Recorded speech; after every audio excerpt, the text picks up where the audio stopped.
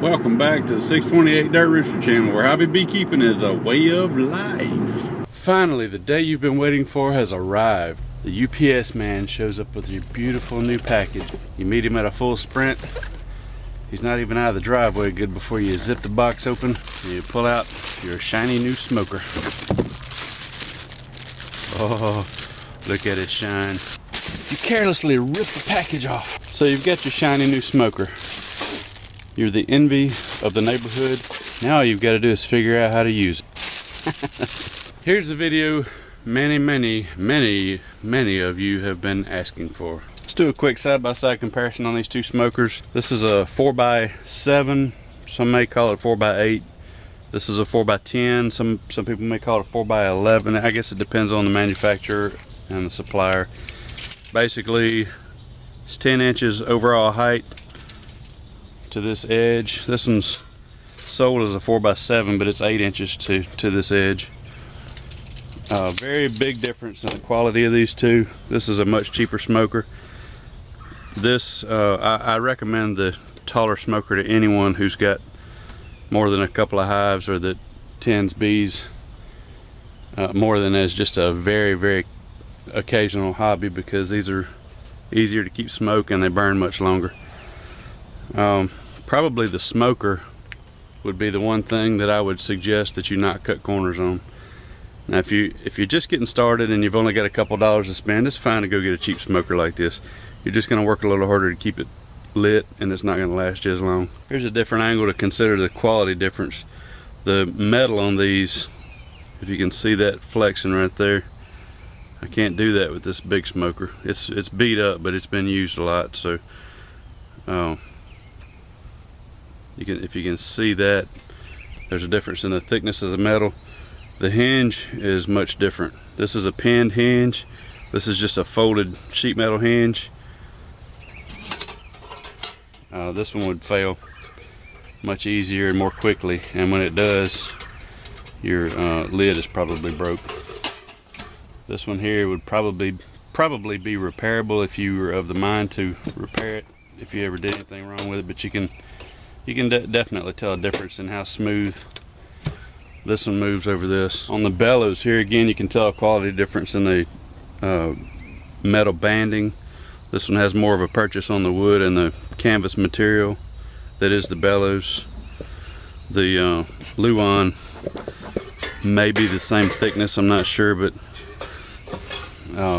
definite width difference. This one comes with a funky little steel set off in the bottom of it that I'm assuming you would bend the tabs down to modify it for use. This one, I'm not going to unstuff it, but this set off on the bottom of it is noticeably heavier and well built, more so than the other one. Tried to get the spacer out of the bottom of mine, but I couldn't get it past that tab right there. It's cooked in there. It's warped a little bit. The lid tabs, much different design here. This one has bent steel lifting tab that really hasn't been deburred very well, so you could probably cut yourself on this if you weren't careful. Also, with the spring steel lifting tab or lid tab, this one cools a little better, I think. It still can get hot where you don't want to hold on to it very long, but I think it cools a little better. It's also a heavier gauge, and you're not going to cut yourself on this, so it works really well. Now let's look at the backside between the bellows and the can itself. You see the difference in the distance between the bellows. This one has a much larger bellows and a closer, more direct air path. This is an air passageway right here. There's a small air hole in the back of the bellows here, and it blows across this opening into this pipe that goes into your burn chamber. So you can see the difference in the distance there.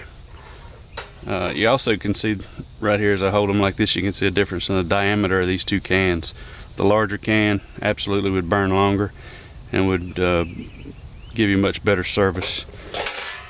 The larger can also, because of this tab right here, it doesn't sit flat on a surface, so it allows this to stay a little cooler than this would. This sits on a, it sits flat on the surface. There's no airflow under it. So those are just a few things to consider: the quality difference, the ease of use, and the price.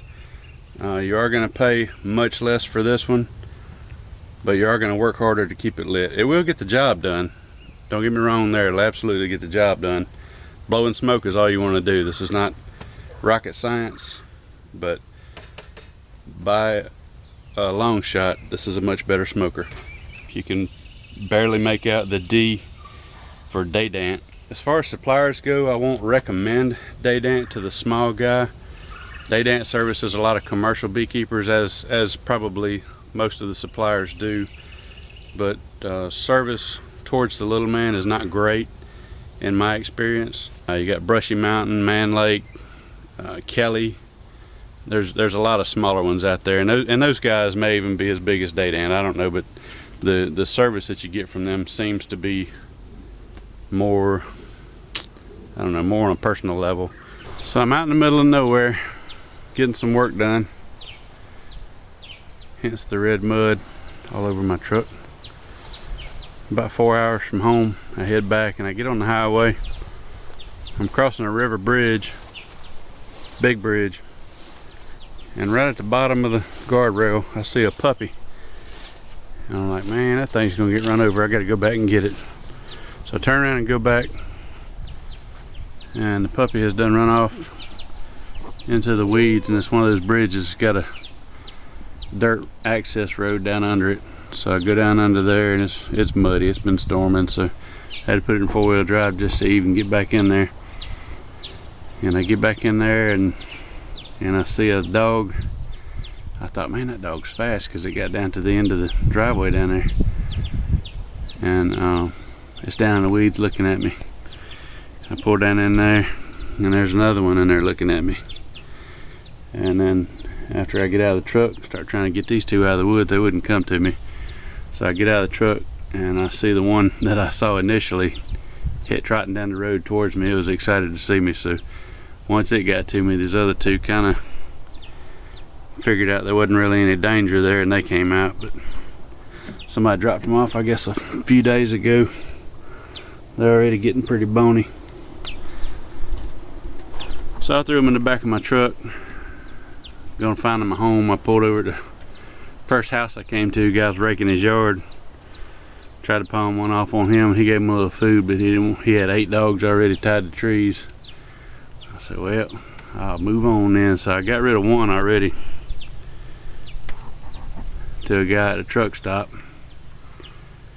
I got about 3 more hours to go before I get home, and I bet you I don't show up at home with them. I bet you I can get rid of these two to somebody. Somebody will take them. They're decent looking little dogs, little boys. This one over here is chewing on my pine cone smoker fuel.